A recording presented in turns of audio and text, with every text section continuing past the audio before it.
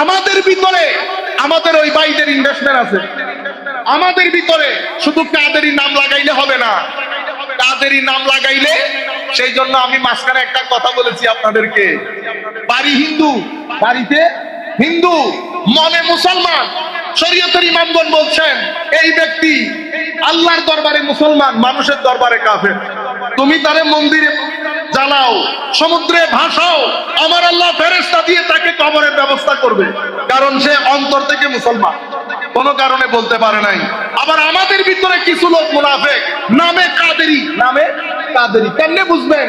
যখন দেখবেন অনেক অনেক কথা তুলে আমাদের অগ্রযাত্রাকে রোধ করছে, তরুণ প্রজন্মকে ফ্রাস্ট্রেটেড করছে, বুঝতে হবে এদের পিছনে ইনভেস্টমেন্ট হয়েছে, এদের পিছনে ইনভেস্টমেন্ট হয়েছে। আমাদের সমস্যা হচ্ছে আমরা ফৌজুর, আমরা তো আসলে এই ভিডিও করি, সবার বক্তব্য দিতে হয়, বুঝতে পেরেছেন? এই কারণ আমরা তো নিউট্রাল থাকতে হয়। আমরা কি থাকতে হয়? নিউট্রাল। আসল সন্তানের পরিচয় ওইটা না, তো বাবার কোলে বসে মায়ের বিচার, মায়ের কোলে বসে বাবার বিচার। সম্মানিত উপস্থিতি, কাজেই ছেলেদেরকে ফ্রাস্ট্রেশন থেকে বাঁচাতে হবে। ব্যবসা করেন, একটা দোকান হলেও খুলেন, কর্জে হাসানা আমাদের ছেলেদেরকে, যাদের কাছে এক্সট্রা টাকা আছে 50,000 টাকা কর্জে হাসানা দেন। এমন একটা মুনাফিকের জামানায় এসেছি, টাকা নেওয়ার সময় আমরা কত কাকুতি মিনতি করি, টাকা দিয়ে গেলে ইন্না লিল্লাহি ওয়া ইন্না ইলাইহি ইন্না লিল্লাহ। আমাদের ইসলামের ব্যবসার জগতে রেভলিউশন তৈরি করার জন্য কোরআনে পাকের মধ্যে আল্লাহ বলেছেন, হাদিসে পাকের মধ্যে রাসূলুল্লাহ বলেছেন সাল্লাল্লাহু আলাইহি ওয়াসাল্লাম, কর্জে হাসানা দেওয়ার জন্য, কর্জে হাসানা দেওয়ার জন্য। ইন্নাল মুসাদ্দিকিনা ওয়াল মুসাদ্দিকাত ওয়া আকরাদুল্লাহ কারদান হাসানা ফায়ুদাআফু লাহুম আজরান কারীমা। আমার আল্লাহ কর্জে হাসানা দিতে বলেছেন। আমার কাছে 10 লাখ টাকা পড়ে আছে, আমি জানি আমার এই ভাইকে 1 লাখ টাকা দিলে ব্যবসা হয়। আপনারা বেটা এগুলো মৌলিক কথা, তাকে বাদ না থাকলে আপনি দিন ধর্মের কাজ কি করে করবেন? যাদের ব্যাপারে আপনারা বলছেন প্রত্যেকেই তাদের সংগঠন থেকে বেতন তুলে, সেই কারণে তাদের মিশনের কাজ সবার আগে, আমাদের মিশন সবার পরে। কারণ আমি আগে পেটের ভাত জোগাড় করতে হয়, এরপরে সময় যেটা থাকে সেটাতে আমরা দিনের কাজ করি। একজনে দিনের কাজ করে 1 ঘন্টা, আরেকজনে দিনের কাজ করে 12 ঘন্টা, কে আগায় যাবে? ও ভাই, আপনি মাত্র যাত্রা শুরু করেছেন, আপনি ঘাটে পৌঁছতে পৌঁছতে সে তো ঢাকায় পৌঁছে কাতার পৌঁছে গেছে। আপনারা বুঝতে পেরেছেন? আমরা আজকের কথা শুনে চলে যাই, আপনি বাসার মধ্যে গিয়ে ভাত খাবেন কিভাবে? এই জন্য আমার নবী সাল্লাল্লাহু আলাইহি ওয়াসাল্লাম সাহাবায়ে কেরামের মধ্যে ভাতৃত্বের বন্ধনে তাদেরকে আবদ্ধ করে আমার নবী প্রথমে ফাইনান্সিয়াল ক্রাইসিসটা খতম করেছেন। সাহাবায়ে কেরামের মধ্যে ফাইনান্সিয়াল ক্রাইসিস খতম করেছেন। মদিনা শরীফ, মক্কা শরীফ থেকে যে সমস্ত সাহাবীরা এসেছেন, প্রত্যেক সাহাবীকে মদিনা শরীফের কোনো না কোনো সাহাবীর ঘরে অ্যাকোমোডেট করে আগে ফাইনান্সিয়াল ক্রাইসিস আমার নবী খতম করেছেন। নতুবা সাহাবায়ে কেরাম কি মিশনের কাজ করতে পারবে?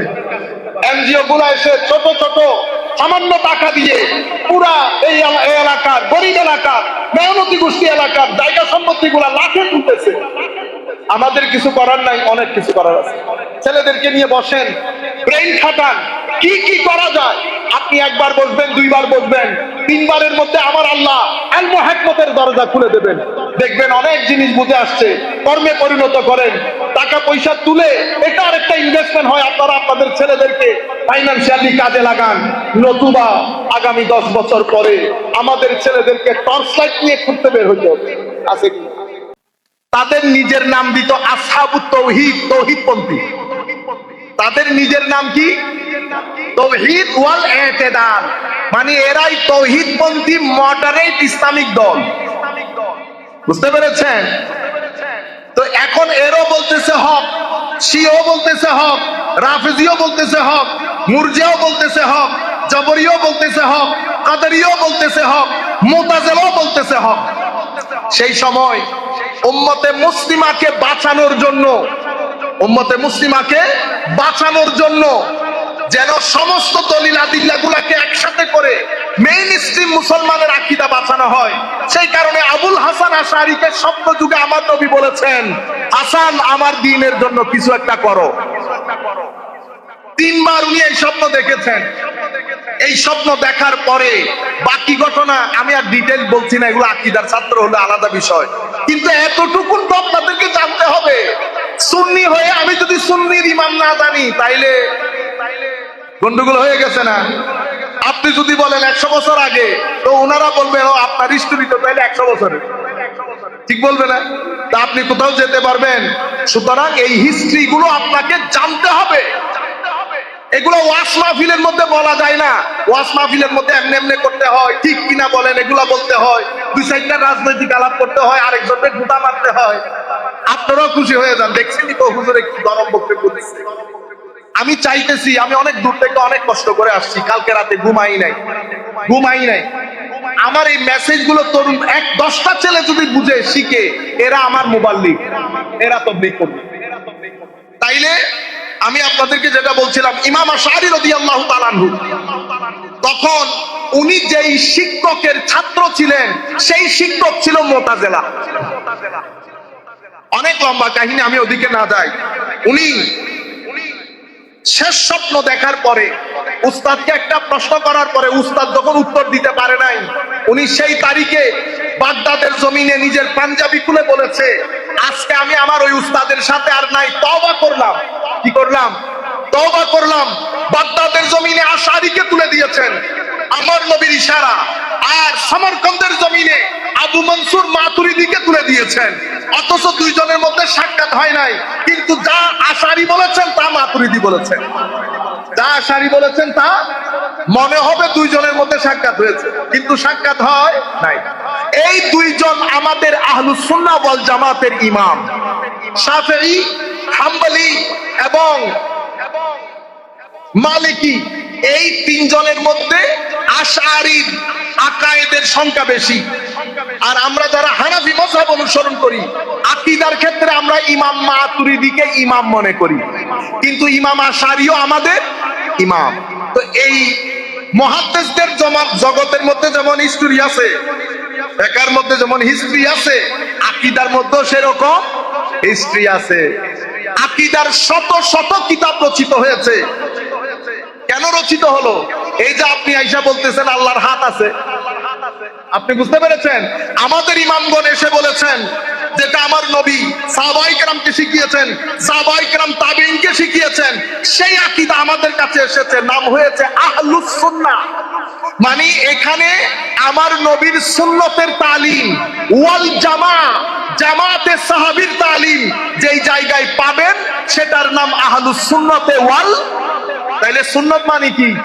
আমার নবীর ট্রেডিশন, আমার নবীর মানহাজ, আমার নবীর নিয়ম নীতি। ওয়াল জামা মানে কি? জামাতে সাহাবী। কারণ এটা একমাত্র দল যেটা আল্লাহর নবীর সকল সাহাবীকে সত্যের মাপকাঠি মানে। মুতাজিলার কাছে গেলে ওরা কিছু সাহাবীকে গালি দেয়, শিয়াদের কাছে গেলে কিছু সাহাবীকে গালি দেয়, খারিজিদের সাথে গেলে কিছু সাহাবীকে কি করে? বাদ দেয়। আলে রাসূল হযরত আলীকে বাদ দেওয়া, সাহাবীকে বাদ দেওয়া না। এটাই একমাত্র জামাত যেটা জামাত বলেছে। জামাত মানে সকল সাহাবীর জামাত। আপনারা নামের পেছনের ব্যাকগ্রাউন্ড বুঝতে পারছেন কেন আহলুস সুন্নাতে ওয়াল জামাত? আহলুস সুন্নাহ মানে আমার নবীর নিয়ম, জামা মানে সমস্ত সাহাবীর নিয়ম। আহলুস সুন্নাতে ওয়াল জামাতে সাহাবী। সেই তারিখ থেকে আকীদার যখনই কোনো প্রশ্ন উঠেছে, বাগদাদের জমিন থেকে আশআরী জবাব দিত, সমরকন্দের জমিন থেকে ইমাম মাতুরিদি জবাব দিত। কোন সময়ের লোক? গত 100 বছরের না, 250 থেকে 350 হিজরির মাঝখানের লোক। ইমাম তাহাবী যখন আকায়েদে আহলে সুন্নাহ লিখছেন, এটা 2 থেকে 300 হিজরির মাঝখানের লোক। আর ফিকহুল আকবরের মধ্যে ইমামে আযম আবু হানিফা রচনা করছেন, উনি কোন হিজরি? উনি 1 থেকে 200, মানে মাঝখানে 80 হিজরিতে বোধহয় সোফার জন্ম, 180 হিজরিতে, অর্থাৎ 1 থেকে 200 হিজরির মাঝখানের লোক। আপনি বলতেছেন আমরা সবাই মুসলমান, সুন্নি এগুলা এই দিনের এগুলো বলে একজনকে আমি নিজের কানে শুনছি বলতে, তো এগুলা বাংলাদেশ, ইন্ডিয়া, পাকিস্তানের। তো আমি একটা বই দেখলাম, হ্যাঁ, আকায়েদে আহলে সুন্নতে ওয়াল জামা কিতাব রচিত হয়েছে কয়শো বছর আগে, 2 থেকে 300 হিজরির মাঝখানে। তাহলে আপনি বলতেছেন এটা শুধু বাংলাদেশ, ইন্ডিয়া, পাকিস্তান। আমরাও মনে করি সেরকম, আমরাও মনে করি সেরকম না। আপনি যদি আপনার ইমাম ঐতিহ্য না জানেন, তাহলে তো আপনি সাধারণ মানুষের সামনে দাঁড়াইতেও পারবেন না। তখন যেই জায়গা থেকে আকীদা বিষয়ে প্রশ্ন এসেছে, দার্শনিকরা দর্শন দিয়ে বলেছে, আমাদের ফেরকায়ে বাতেলা যারা, তারা বিভিন্ন প্রশ্নের উদ্ভব করেছে, আহলুস সুন্নাহ ওয়াল জামাত জবাব দিয়েছে।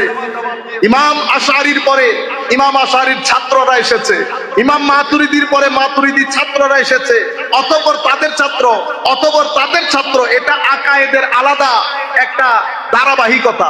সেই ধারাবাহিকতার মধ্যে শত শত কিতাব রচিত হয়েছে। আমরা এই ধরনের অনুষ্ঠানের সাথে অনেকেই হয়তো পরিচিত না।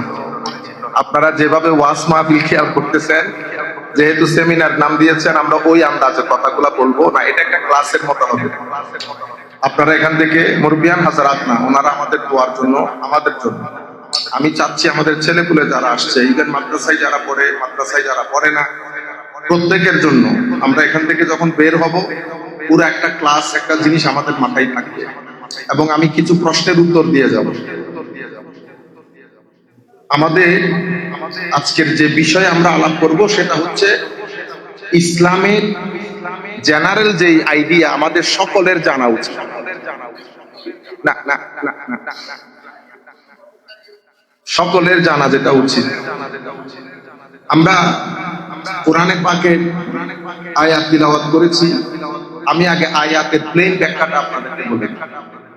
ওয়াইজ আখাযনা মিসাকা বনি ইসরাঈল। আল্লাহ রাব্বুল আলামিন ইরশাদ করছেন, হাবিব আপনি স্মরণ করুন সেই সময়ের কথা। তাহলে আমার নবীর প্রতি আল্লাহ ইরশাদ করছেন, স্মরণ করুন সেই সময়ের কথা যখন আমি ওয়াদা নিয়েছি বনি ইসরাইল থেকে। আপনারা কথা বলিয়েন না, মাইক বাদ দেন, মাইক ছাড়া চলে, কেউ কোনো কথা বলবেন না। তাইলে বনি ইসরাইল, মুসা আলাইহিস সালাম, ইনারা আমার নবীর আগে না? আমার নবী তো এগুলা দেখার কথা না, কিন্তু আমার নবীর প্রতি আল্লাহর কালাম হচ্ছে স্মরণ করুন সেই সময়ের কথা। তাইলে বোঝা যাচ্ছে আদম আলাইহিস সালাম থেকে আমার নবী পর্যন্ত যাহা কিছু ঘটেছে, যাহা কিছু ঘটবে কিয়ামতের আগ পর্যন্ত, সবকিছু আমার আল্লাহ আমার নবীকে জানান দিয়েছেন। আলাম তারা কাইফা ফাআলা রাব্বুকা বিআসহাবিল ফিল। হাবিব আপনি কি দেখেননি, আপনি কি জানেন না আমি হস্তি বাহিনীর সাথে কি আচরণ করেছি? এই ঘটনা আমার নবীর জন্মের আগে, যাহাকে আমরা জন্ম মনে করি সেই জন্মের আগের ঘটনা আমার আল্লাহ বলেছেন কিভাবে, আপনি কি দেখেন নাই? অথবা আপনি যদি বেশি স্মার্টলি অনুবাদ করেন, তাহলে আপনি কি জানেন না? আপনি কি জানেন না? তাহলে এখানে আপনারা কি বুঝতেছেন? প্রশ্ন মাথার ভিতরে কি আসে যে আমার নবীর জন্মের আগের ঘটনা আমার নবী তো জানার কথা না। কিছু ঘটনা জন্মের 1 বছর আগে, কিছু ঘটনা জন্মের 1000 বছর আগে, কিছু ঘটনা আমার নবী এখানে আসার 50,000 বছর আগে, আর কিছু ঘটনা আমার নবী জন্মগ্রহণ করার লাখ বছর আগে।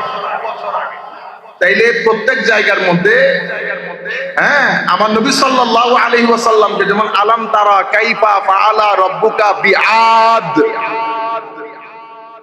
আলাম তারা, আপনারা আমার দিকে তাকিয়ে তাকিয়ে, এটা ওয়াসওয়াসা হইতেছে, হ্যাঁ মেনে নিতে হবে, চিল্লাবার লাগবে তো লাভ। হ্যাঁ আহলে সুন্নাত ওয়াল জামাত আদব ভদ্রতা, বুঝছেন? এখন আবার আরেক দিকে চলে যাবেন। আমার আল্লাহ যা বলেছেন তা করা শরীয়ত, সেটাকে ভালো করে পালন করা আখলাক, সেটাকে সুপার করে পালন করা আদব। যেমন আমার এই চাচারা পাঞ্জাবি পরে আসছেন, এই পাঞ্জাবি যদি স্ত্রী ছাড়া হইতো কেমন লাগতো আপনাদের? কোকড়ানো হলে কেমন লাগে? কেমন কেমন লাগে না? চোখে যখন দেখবেন ব্রেইনে এফেক্ট করে। কিন্তু পাঞ্জাবি তো পড়ছে, পাঞ্জাবি পরা শরীয়ত, পাঞ্জাবিরে কোন রকম বাস টাস নিয়ে করে আসা আখলাক, এটারে আয়রন করে সুন্দর করে করে আসাটা কি আদব। মানে আমল যখন পারফেক্টলি করা হয় তখন সেটাকে কি বলে? আদব বলে। এই জন্য সুফিয়ায়ে কেরাম বলেছেন, যার কাছে আদব নাই তার কাছে শরীয়ত নাই। আপনারা বুঝতে পেরেছেন? আমরা যারা আছি আমাদের আইডেন্টিটি হচ্ছে আদব, আমাদের বৈশিষ্ট্য হচ্ছে আদব। আমরা যেখানে যাব বসা, আমাদের বসাটা দোজানু হয়ে সুন্দর করে বসবো। কেন? বুঝতে পেরেছেন? আমরা গরম কথা বলবো না, গালিগালাজ করবো না। আমার সাথে এগ্রি করলে আলহামদুলিল্লাহ, এগ্রি না করলে আল্লাহর দরবারে দোয়া করি আপনাকে হেদায়েত করুক, আমাকেও। আপনারা অন্যদের মতো হতে যায়। পৃথিবী চেষ্টা করতেছে আপনাদেরকে খারেজি বানানোর জন্য। সুফিয়ায়ে কেরামের দলকে খারেজি বানানো, এটা পৃথিবীর প্রজেক্ট। পৃথিবী বিভিন্ন ভাবে চেষ্টা করতেছে, সুতরাং আপনারা ওই রাস্তায় পা দেবেন না। আমাদের 100-200 বছর না, গত 1100 বছরে আমাদের ইতিহাস হচ্ছে সুফিয়ায়ে কেরামের বৈশিষ্ট্য আদব। এরা লাঠি হাতে নেবে না। তাইলে আলাম তারা কাইফা ফাআলা রাব্বুকা বিআদ, আদ জাতির কথা শেখানো আমার আল্লাহ বলতেছেন, হাবিব আপনি কি জানেন না, দেখেন নাই আমি আদ গোষ্ঠীর সাথে কি কাজ করেছি? তাহলে এই যে ওয়াইজ আখাজনা মিসাকা বনি ইসরাইল, বনি ইসরাইলের ওয়াদা, এটা আমার নবীকে আল্লাহ স্মরণ করিয়ে দিচ্ছেন। প্রয়োজন ছিল না। কেন স্মরণ করিয়ে দিচ্ছেন? কারণ সকল কিছু, যাহা কিছু আল্লাহ বানিয়েছেন, যাহা কিছু দুনিয়াতে আসবে, সব কিছুর প্রধান আমার নবী সাল্লাল্লাহু আলাইহি ওয়াসাল্লাম। স্রষ্টা হিসেবে আমার আল্লাহ আমার নবীর কাছে সবকিছু তুলে ধরছে। ইভেন যখন বলছেন ওয়াইদ ক্বালা রাব্বুকা লিল মালাইকাতি ইন্নী জাইলুন ফিল আরদি খলিফা, হাবিব স্মরণ করুন সেই সময়ের কথা যখন আমি ফেরেশতাদেরকে বললাম আদম আলাইহিস সালামকে কি করার জন্য? সিজদা করার জন্য। তখনও কিন্তু আমার নবী জন্মগ্রহণ করেন, তখনও বলতেছে হাবিব স্মরণ করুন। তাইলে কিছু ঘটনা 2 বছর আগের, কিছু ঘটনা 200 বছর আগের, কিছু ঘটনা 2000 বছর আগের, আর কিছু ঘটনা লাখ বছর আগের। এটার নাম সুন্নিয়ত। এখন আপনি যদি বলেন আমি বেশি বলতেছি, তো কোনটা ভালো সেটা আপনি বলেন। আপনারা বুঝতে পেরেছেন? এগুলাতে তো দ্বিমত পোষণ করার কোনো সুযোগ নাই, কারণ আমাদের সমস্ত মুফাসসিরিনে কেরাম ঘটনাগুলো এইভাবে বলেছে। আপনারা বুঝতে পেরেছেন জিনিসটা? তাইলে বনি ইসরাইল থেকে ওয়াদা, আকীদার একটা বিষয় পরিষ্কার হয়ে গেছে না, যে আমার নবী দুনিয়াতে আসার 50 লাখ বছর আগের ঘটনাও আমার আল্লাহ বলতেছেন হাবিব স্মরণ করুন। আপনি কি জানেন না? আপনি কি দেখেন নাই? তাইলে বোঝা যাচ্ছে মা কানা ওয়া মা ইয়াকুন, যাহা হয়ে গেছে, যাহা হবে, সবকিছুর জ্ঞান আমার আল্লাহ আমার নবীকে কি করেছেন? দান করেছেন। সেই কারণে আল্লাহ হচ্ছেন আলিমুল গায়ব, আমার নবী হচ্ছেন মুত্তালাউন আলাল গায়ব। আল্লাহ আলিমুল গায়ব, সবকিছু জানেন। আল্লাহর জন্য তো আসলে কোনো গায়বও নাই। আর আমার নবী হচ্ছেন মুত্তালাউন আলাল গায়ব, যাকে গায়েবের সমস্ত বিষয়গুলো ইত্তেলা দেওয়া হয়েছে। এখন কি কি বিষয়ে ইত্তেলা দেওয়া হয়েছে? উম্মত যদি ফিতা টেপ নিয়ে মাপতে যায় বেয়াদবি হবে।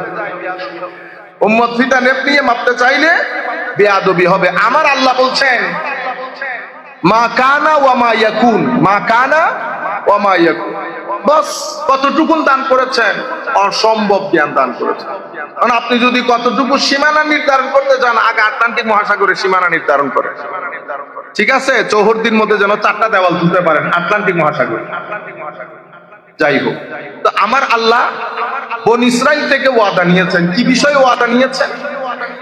কোন একটা জাতি সভ্য হওয়ার জন্য, এটা খুব গুরুত্বপূর্ণ পয়েন্ট। কোন একটা ঘরের মধ্যে সভ্যতা আসার জন্য, কোন ব্যক্তি জীবনকে যদি সুন্দর রূপে গঠন করতে চায়, আখিরাতের জন্য গঠন করতে চায়, আখিরাতের জন্য কেন গঠন করবেন? কারণ আমরা সবাই 3টা জিনিসের মুতালাশি, তালেব, অন্বেষণকারী। মাহাব্বত, হক, আমরা সত্য, মহব্বত এবং একটা আমরা বলি না ট্রুথ, পরম সত্য, কে বানিয়েছেন, কিভাবে বানিয়েছেন, কোথায় থাকেন, এই তাবৎ বিষয়ের মুতালাশি আমরা। সুতরাং আমরা সবাই একটা জায়গা থেকে ডিপার্ট করেছি। ডিপার্চার গেট থাকেন, আপনারা হজে যারা গেছেন, গেট একটার নাম কি? ডিপার্চার গেট, ঠিক না? আর একটার নাম হচ্ছে অ্যারাইভাল গেট। তাইলে আমাদের ব্যক্তি জীবনে একটা জায়গা থেকে ডিপার্চার করতে হবে, ডিপার্ট, আর আরেকটা জায়গায় আমাদের অ্যারাইভাল হবে। আমাদের ভিতরের জগতের মধ্যে দুইটা স্টেশন দান করেছেন আল্লাহ। একটা থেকে যদি আমি ডিপার্ট না করি, আরেকটা জায়গায় যদি অ্যারাইভাল না হয়, তাইলে আমার দুনিয়া আখিরাতের জীবন কি হয়ে যাবে? ধ্বংস হয়ে যাবে। তখন আমাদের দাড়ি, টুপি, পায়জামা, পাঞ্জাবি, সুন্দর কথা বলা, ওয়াজ, তাকরীর, সব কিছু আল্লাহ রাব্বুল আলামিন বলবেন, ইয়া আইয়ুহাল্লাযীনা আমানু লিমা তাকুলুনা মা লা তাফআলুন কাবুরা মাকতান ইনদাল্লাহি আন তাকুলু মা লা তাফআল। কেন বলতে গেছো ওই কথা যা তোমার ভিতরে নাই? কাবুরা মাকতান ইনদাল্লাহ, এটা অসম্ভব, অসমীচীন কাজ আল্লাহর দরবারে। যাহা আপনি করেন না, তাহা আপনি মানুষকে বলতে যান কেন? আপনি জুমার বক্তব্যের মধ্যে মানুষকে অহংকারের বিষয়ে তালিম দিলেন, অহংকারের বিষয়ে তালিম দিলেন, কিন্তু অথচ আমি নিজের ভিতরে অহংকার লালন করি। আপনার ভিতরে অহংকার লালন করেন, সেটা আপনি জানবেন না। যারা অহংকার বিষয়ক পারদর্শী তাদের কাছে যেতে হবে। আল্লাহ রাব্বুল আলামিন কোরআনে পাকে ইরশাদ করেছেন, ইয়া আইয়ুহাল্লাযীনা আমানু উদখুলু ফিস-সিলমি কাফা, পরিপূর্ণ ইসলামের মধ্যে ঢুকতে বলেছেন। বলেন তো দেখি, আমরা পরিপূর্ণ ইসলাম এখন মানুষকে বলি, কেমনে পরিপূর্ণ ইসলাম? সম্মানিত উপস্থিতি, এগুলো আমাদের সকলের জানা প্রয়োজন। ইসলামের মধ্যে অঙ্গ তিনটা। কয়টা অঙ্গ? তিনটা অঙ্গ। আমাদের দ্বীনের মধ্যে, দ্বীন ইসলামের দ্বীনের মধ্যে অঙ্গ তিনটা, এটা মুখস্থ করে ফেলবেন। একটা অঙ্গের নাম ঈমান, একটা অঙ্গের নাম ইসলাম, একটা অঙ্গের নাম বলেন ইহসান। তাইলে কয়টা হয়েছে অঙ্গ? এটা মুখস্থ করে ফেলেন, যেহেতু সেমিনার। ঈমান, ইসলাম, ইহসান, ঈমান, ইসলাম, ইহসান, এই তিনটা অঙ্গের সমন্বয়ে আমাদেরটাকে বলা হয় দ্বীন। কি বলা হয়? দ্বীন। তাইলে দ্বীনের অঙ্গ তিনটা, যে কোনো একটা অঙ্গ বাদ করলে দ্বীন পরিপূর্ণ হবে। কিন্তু আমার আল্লাহ বলছেন কি? উদখুলু ফিস-সিলমি কাফা, পরিপূর্ণ রূপে ঢুকতে বলেছে। তাইলে ঈমান কি জিনিস? ঈমান হচ্ছে আকীদার বিষয়। কি কিতে বিশ্বাস করবেন, কোন কোন জিনিসে বিশ্বাস করবেন না। তাইলে আমাদের বিশ্বাসের মূল জায়গাগুলা কি? আপনারা, আমাদের ছেলেরা হয়তো জানেনও না, এমনিতে আমাদের বিল্লাহ পড়ে। আমাদের ঈমানের মূল মৌলিক বিশ্বাস কি কি? আমানতু বিল্লাহ, আল্লাহতে বিশ্বাস। এখন আপনি আল্লাহকে বিশ্বাস করলেন, এরপরে বললেন আল্লাহর হাত পা আছে, বিশ্বাস হয়েছে? আপনারা বুঝতে পেরেছেন? আমি সব কিছু মানলাম, আল্লাহ আমার স্রষ্টা, আল্লাহ আমার রাজ্জাক, রিজিক দাতা, সব কিছু মানলাম, কিন্তু আমি বললাম যে আমি যেমন চেয়ারে বসেছি আল্লাহ তেমন চেয়ারে বসেন। নাউজুবিল্লাহ বলেন। একটু দরুদ শরীফ পড়েন, আল্লাহুম্মা সাল্লি আলা সাইয়্যিদিনা মুহাম্মাদিন ওয়া আলা আলি সাইয়্যিদিনা মুহাম্মাদ। ডিস্টার্ব করতেছি? আমি তো নরম সরম মানুষ, অন্য কেউ হলে ডাক দিত। ওটা তোমাদের দেশের হুজুরা যে গরম। তাইলে বিসমিল্লাহ বিসমিল্লাহ, তাইলে আপনারা, আমরা মুখস্থ করি। তাইলে আল্লাহতে কেউ বিশ্বাস করলো, যেমন আমাদের ভাইদের মধ্যে কিছু ভাই আছে, ওনারা বলেন আমরা সুন্নি, বলেন না? তো সুন্নি হলে আল্লাহর তাওহীদের ক্ষেত্রে আকীদা হচ্ছে লাইসা কামিসলিহি শাই ওয়া হুয়াস সামিউল বাসীর। আল্লাহর মতো কেউ নাই। তো মতো বললে কি রকম মতো? আকৃতিতে, প্রকৃতিতে, ধরনে, গঠনে, জায়গায়, কোন দিক থেকে আল্লাহ রাব্বুল আলামিনের কোনো মত নাই। এখন মৌলিক বিশ্বাস আল্লাহ, কিন্তু সেই আল্লাহর মধ্যে আমাদেরকে একটু ব্যাখ্যা বিশ্লেষণ করতে হবে না? তাইলে যখন আল্লাহর আকীদা সম্পর্কে, কারণ এখানে যদি আপনি গন্ডগোল করেন তো আমল শুদ্ধ হবে না। সেই কারণে আপনি যাওয়ার সময় বুঝে শুনে হাঁটতে হবে। তাইলে আমাদের অনেক ভাই, এদেরকে আমাদের মুসলিম ইতিহাসের মধ্যে বলা হয় মুজাসসিমা, শরীরবাদী আকীদাধারী। যারা আল্লাহকে শরীর হিসেবে মানে তারা সুন্নি। এটা আমি সার্টিফিকেট দিতে পারবো, সার্টিফিকেট আমার কাজ না।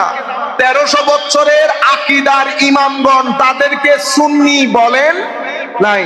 ইমাম কারা, এটা কোনো কথা হবে না। ইমাম আশআরী, মাতুরিদি, বুঝতে পেরেছেন, বাকিলানি, ইবনে ফৌরত, বাজদাবি, আসফারাইনি, গাজালি, আস্তে আস্তে আমাদের আকাইদে মাতারান নসফি পড়েন নাই, ইমাম নসফি, মঈন নসফি হোক, সমস্ত নসফি আকায়েদের কোন ইমাম ফয়সালা হচ্ছে যারা আল্লাহকে শরীর বলবে তারা সুন্নি না। আপনারা বুঝতে পেরেছেন? তাইলে আমানতু বিল্লাহ বললাম, আল্লাহর ক্ষেত্রে আমার আকীদা এতটুকুন দুরুস্ত হওয়া ফরজে আইন। কারণ ইয়া আইয়ুহাল্লাযীনা আমানু দুখুলু ফিস-সিলমে কাফা, আপনি এখানে গন্ডগোল করলে পরিপূর্ণ ইসলামের মধ্যে দাখিল হওয়া হবে। আপনারা বুঝতে পেরেছেন? আচ্ছা, এরপরে ওয়া মালাইকাতিহি, ফেরেশতাগণ, ওয়া কুতুবিহি, আল্লাহ প্রেরিত সমস্ত কিতাব, ওয়া রুসুলিহি, সমস্ত রাসূল, এগুলো আপনারা জানেন। আখিরাত জানেন। এগুলা হচ্ছে ঈমানের মৌলিক বিষয়। এই বিষয়ের মধ্যে যদি কেউ বলে আমি অমুক নবীকে মানি না, তাইলে মৌলিকত্বে আঘাত হানলো না? কেউ যদি বলে আখিরাত মানি না, মৌলিকত্বে আঘাত হেনেছে। কেউ যদি বলে কোন রসুলের মধ্যে কাউকে মানি না, মৌলিকত্বের আঘাত হেনেছে। এগুলা হচ্ছে আমাদের ঈমানের মৌলিক বিষয়, ঈমানের মৌলিক বিষয়। এর পরবর্তীতে আরেকটু এক্সটেন্ড হয়েছে। আমার নবী যেমন সাহাবায়ে কেরাম, আমরা আমানতু বিল্লাহর মধ্যে সাহাবায়ে কেরামের নাম আছে নাই? ঈমানের মৌলিক বিষয় এগুলা, কিন্তু পরবর্তীতে ফিতনার কারণে আরো কিছু জিনিস অ্যাড হয়েছে। যেমন আপনি যদি কোন সাহাবীকে, কারণ ইসলামের মধ্যে রাজনৈতিক কিছু মত পার্থক্যের কারণে একটা ফিতনা তৈরি হয়েছে, সেই ফিতনার আলোকে আমাদের ইমামগণ পরবর্তী প্রজন্মকে তাদের আকীদার ফিতনা থেকে রক্ষা করার জন্য কিছু দিক নির্দেশনা দিয়ে গেছে। একটা দিক নির্দেশনা, আমার নবী কি বলেছেন? আমার নবী বলেছেন আমার সাহাবী ইনাদেরকে নিয়ে তোমরা কোনো সমালোচনা করবে না। যারা সমালোচনা করে তাদের উপর আল্লাহর লানত, রাসূলের লানত, কুল কায়নাতের লানত। তাইলে আমি তরুণ প্রজন্মকে বুঝাইতে হবে কেন সাহাবায়ে কেরামকে আমার নবী রেড জোন ঘোষণা করলেন। কারণ দ্বীনের, কোরআন হোক, হাদিস হোক, শরীয়তের মাসলা মাসাইল হোক, সব কিছু জানার পেছনে মৌলিক ভূমিকা পালন করেছে সাহাবায়ে কেরাম। এখন আপনি যদি সাহাবায়ে কেরামের আদর্শ নিয়ে কথা তুলেন, আরেকজন কোরআনের সত্যতা নিয়ে কথা তুলেন, সেই কারণে সাহাবায়ে কেরামের এটাকে রেড জোন ঘোষণা করা হয়েছে। এখানে আপনি কোন বিষয়ে কোন জায়গায় কোন প্রশ্ন তুলতে পারবেন না। এখন ঈমানের সমস্ত স্তম্ভগুলা মেনেছে, সাহাবায়ে কেরামের কোন একজনকে গালি দিয়েছে, আমরা বলবো পথভ্রষ্ট। কি বলবো? পথভ্রষ্ট। আপনারা বুঝতে পেরেছেন? আচ্ছা, আলে রাসূল সাল্লাল্লাহু আলাইহি ওয়াসাল্লাম, আপনি ঈমানের মৌলিক বিষয়গুলো মানলেন, সাহাবায়ে কেরামকে মানলেন, কিন্তু পুরো মুহররম শরীফ চলে গেল, ইমামে হাসান, ইমামে হুসাইনের নামই মুখে আসলো না। এত বড় বড় ওয়েবসাইটের মধ্যে আপনি একটা আর্টিকেল দিতে পারলেন না, 3 লাইনের একটা স্টেটমেন্ট দিতে পারলেন না। তাইলে বোঝা যাচ্ছে আলে রাসূলের সাথে কোনো না কোনো জায়গায় একটা শত্রুতা আছে। তাহলে আলে রাসূলের সাথে যদি আপনার ভিতরে কোনো বক্রতা থাকে, উলামায়ে কেরাম বলেছেন কোরআন এবং হাদিসের আলোকে কারণ আমার নবী বলেছেন যে যেই ব্যক্তি হাসান হুসাইনকে ভালোবাসে তাকে আল্লাহ ভালোবাসে। এটার উল্টা করেন এখন, উল্টা উল্টা করলে কি হয়? যে ব্যক্তি হাসান হুসাইনকে ঘৃণা করে আমার আল্লাহ তাকে। আর যদি আপনি স্মার্টলি বলতে চান যে ব্যক্তি হাসান হুসাইনকে ভালোবাসে না আল্লাহ তাকে ভালোবাসেন না। সেই কারণে ইমানের মৌলিক বিষয়গুলোর সাথে এগুলো এক হয়ে গেছে কালের পরিক্রমায়। তাইলে সাহাবায়ে কেরামের আজমত, আলে রাসূলের মহব্বত ঢুকে গেছে না?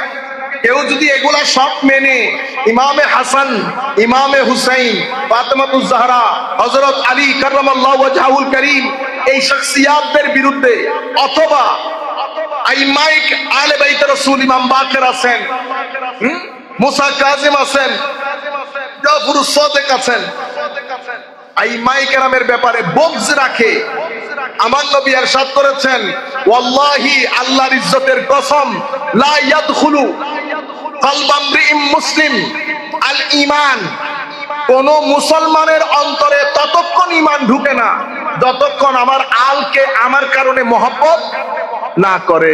আপনারা বুঝতে পেরেছেন এখন? তাইলে আলে রাসূল ঢুকেছে। আলে রাসূলের সাথে কোন ধরনের উঠা বসা হলে কি হবে? উল্টা পাল্টা হলে পথভ্রষ্টতা হবে। আচ্ছা, এরপরে আমরা বলি আউলিয়ায়ে কেরামের নিসবত। কেন? আমার আল্লাহ বলছেন যারা আমার ওলিদের সাথে শত্রুতা পোষণ করে আমি তাদের বিরুদ্ধে যুদ্ধের ঘোষণা করছি।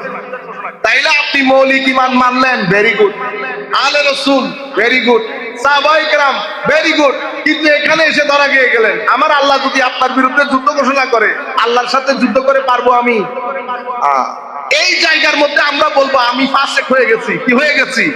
ফাসেক। শব্দ কয়টা ব্যবহার করেছি? তিনটা। মনে রাখবেন, আমাদের এখানে একটা শব্দ হচ্ছে ফিসক, তাফসীক করা, ফাসেক হয়ে গেছে।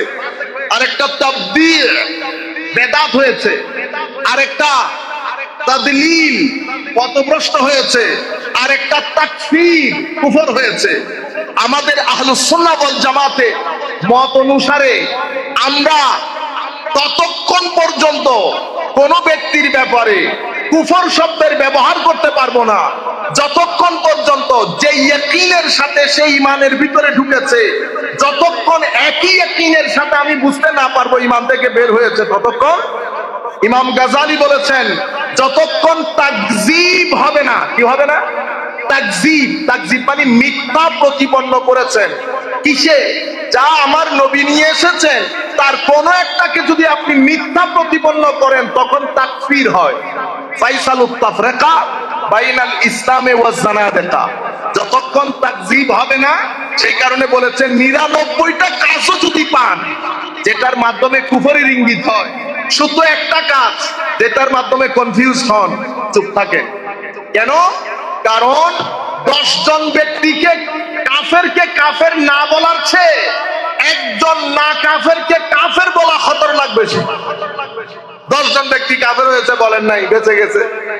কারণ শুধু কাফের বললে তো এক কাফের না, মুসলমানের কবরস্থানে দাফন করতে পারবেন না, হাজবেন্ড ওয়াইফ তালাক হয়ে যাবে, সম্পদ থেকে বঞ্চিত হবে। বুঝতে পেরেছেন? ইসলামী কোর্টে মুরতাদ হিসেবে ঘোষিত হবে। ইসলামী কোর্ট থাকলে ক্যাপিটাল পানিশমেন্ট হবে। আপনি কুফরের ফতোয়া একটা দিয়ে ঘরে বসে থাকতে হবে না। আপনারা বুঝতে পেরেছেন? এই জায়গার মধ্যে আহলুস সুন্নাহ ওয়াল জামাত পৃথিবীর মধ্যে সব সময় অতি সতর্কতা অবলম্বন করেন তাকফীর শব্দ ব্যবহার করার ক্ষেত্রে। সেই কারণে যেমন মেরাজ, মেরাজের মধ্যে কিছু অংশ স্বীকার করলে কাফের, কিছু অংশ স্বীকার করলে পথভ্রষ্টতা, কিছু অংশ স্বীকার করলে ফিসক, আর কিছু অংশ স্বীকার করে বলবো খাতা, ভুল হয়ে তুমি জানেন না। এখন সব কিছুকে যদি আপনি কি করে দেন, কুফরের মধ্যে নিয়ে আসেন, তাইলে এগুলো আপনাদের জানায় উদখুলু ফিস সিলমে কাফার জন্য জরুরি। কোন বিষয়টা কুফর হবে, যে বিষয়টা কোরআনের আয়াত দ্বারা কি আছে এস্টাবলিশ, সেটা কোনটা? ইসরা। সুবহানাল্লাযী আসরা বিআবদিহি লাইলাম মিনাল মাসজিদিল হারাম ইলাল মাসজিদিল আকসা। এটা কোরআনের, আমরা এটাকে বলে নাসসে সারিহ। নাসসে সারিহ মানে আনএম্বিগুয়াস, সন্দেহাতীত পন্থে কোরআনের আয়াতের মাধ্যমে কি প্রতিষ্ঠিত। সেই কারণে কেউ ইসরা অস্বীকার করলে কি হবে? কাফের হবে।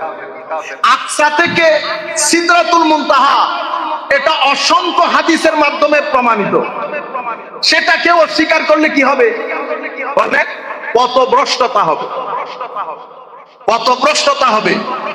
মসজিদে আকসা থেকে লামাকানের সফর হয়েছে, কেউ এটা অস্বীকার করলে ফিস্ক হবে। লামাকান থেকে আমার আল্লাহ মাকানা কাবা কাউসাইনি আও আদনার যে সফর, সেই সফর যদি কেউ অস্বীকার করে, আমি বলবো আপনার ইজতিহাদের মধ্যে খাতা আছে, ভুল আছে। সুতরাং সীমা লঙ্ঘন করব না। আপনি ছোট পাপে বড় সাজা দিতে গেলে আমার নিজের ঈমান নিয়ে কারাকারি হবে। তাইলে আমরা কোথায় ছিলাম? ঈমানের মৌলিক বিষয় বললাম। ঈমানের মৌলিক বিষয়ের সাথে সাথে এই তিনটা জিনিস অ্যাড হলো। সাহাবায়ে কেরাম কেউ করলে পথভ্রষ্টতা হবে। যে কোনো সাহাবী আমার নবীর সাথে 2 মিনিটের জন্য যে দাবি হয়েছে, 2 মিনিট ঈমান আনয়ন করার 2 মিনিটের মধ্যে মারা গেছে, এই 2 মিনিটের সাহাবী কুল কায়নাতের সমস্ত গনি বুজুর্গের চেয়ে উত্তম। কি কারণে? কারণ আমার নবীকে দেখেছে।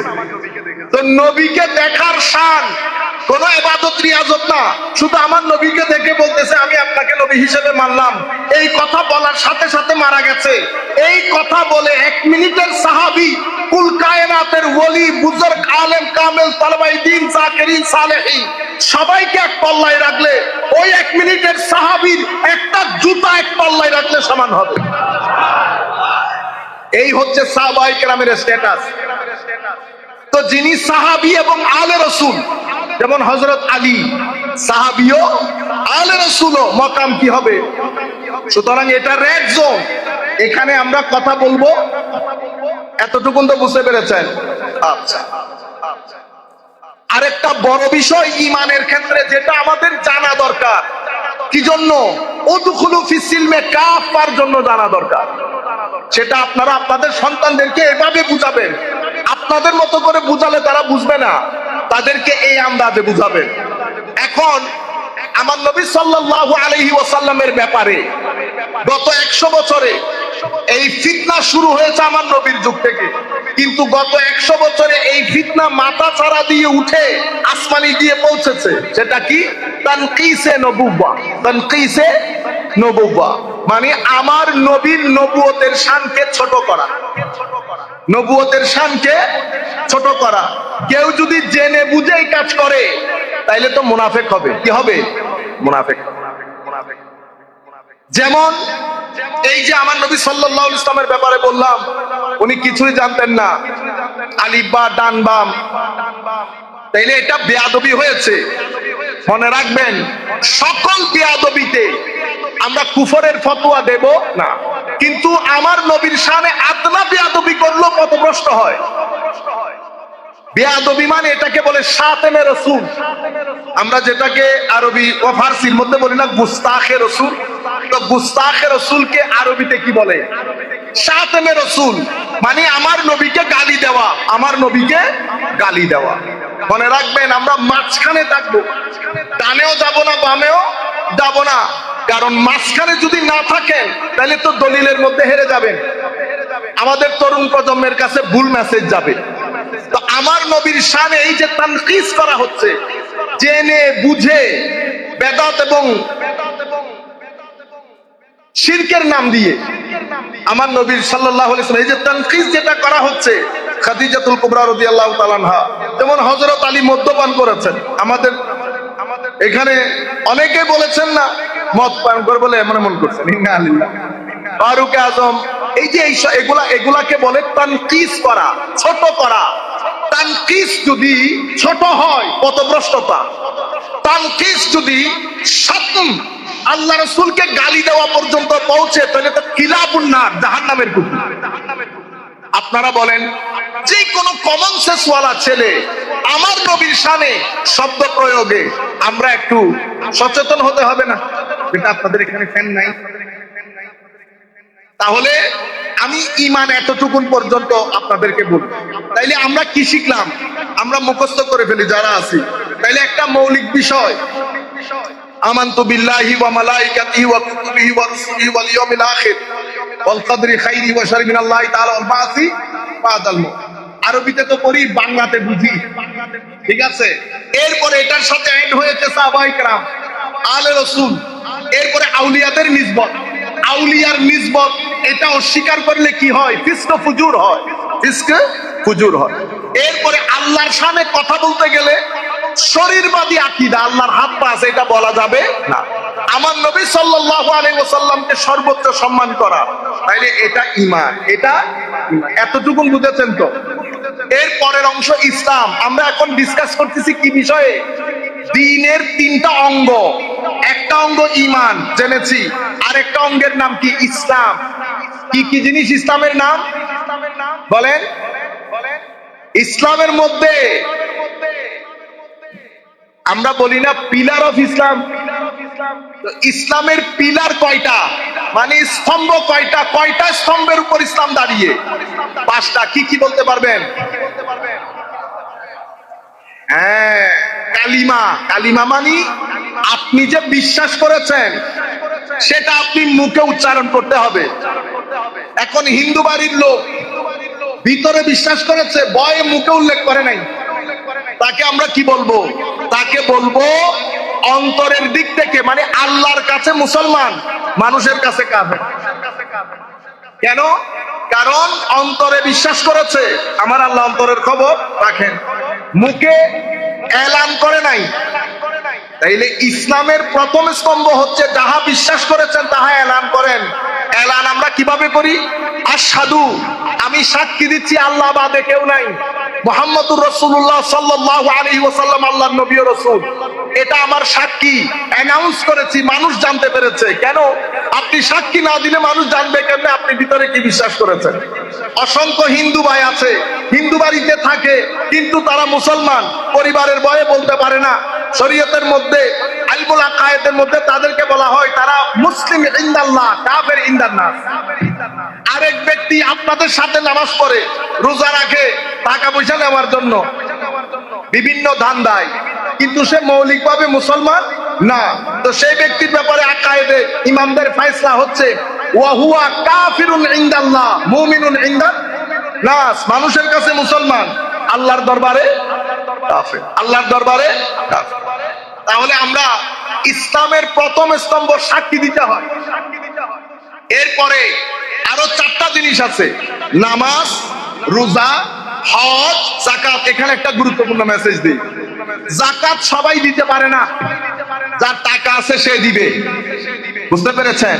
তাইলে আপনি টাকা ছাড়া যাকাত দিতে না পারা, আপনার থেকে একটা পিলার সরে গেছে না? কিন্তু বিশ্বাস করতে হবে, বিশ্বাস করতে হবে এটা যে পিলার। তাইলে আপনি দিনকে পাঁচটা পিলারের উপর দাঁড় করিয়েছেন, এটা খুব গুরুত্বপূর্ণ মেসেজ।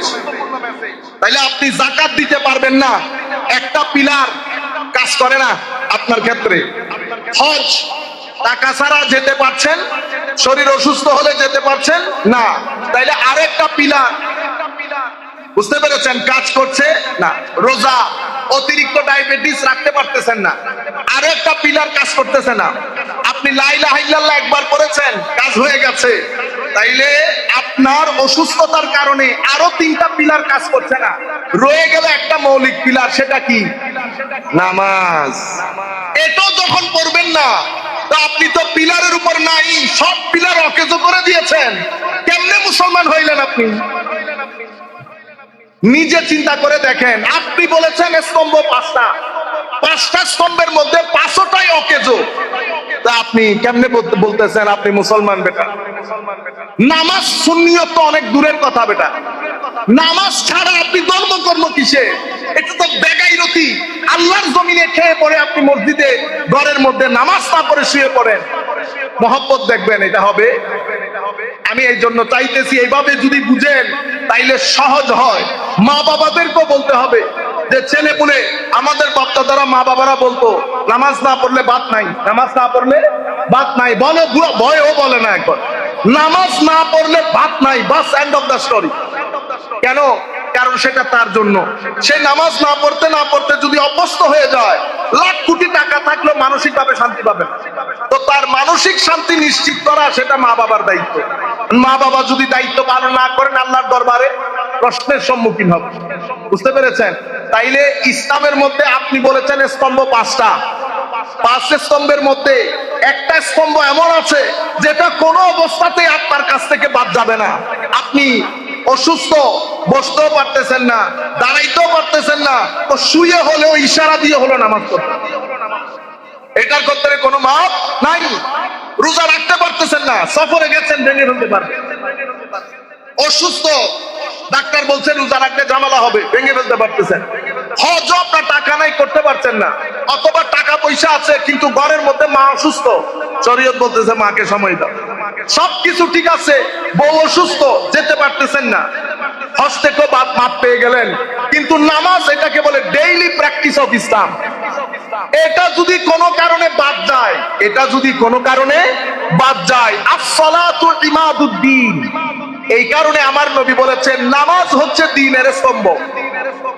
যেই ব্যক্তি নামাজ আদায় করলো না, হাদামাদ দ্বীন, ফাকাত হাদামাদ দ্বীন, আও কামা ক্বালা রাসূলুল্লাহ সাল্লাল্লাহু আলাইহি ওয়াসাল্লাম, সেই ব্যক্তি দ্বীনের স্তম্ভকে ধ্বংস করে দিল। তো নামাজ না পড়া মানে স্তম্ভ ভেঙে দেওয়া। তো যদি স্তম্ভ ভেঙে দেন, দ্বীন থাকতেছে আর? আপনারা বুঝতে পারতেছেন? তাইলে কয়টা হয়েছে এখন?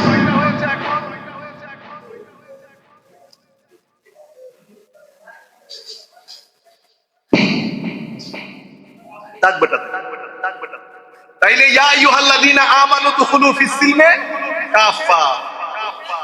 তো ঈমানের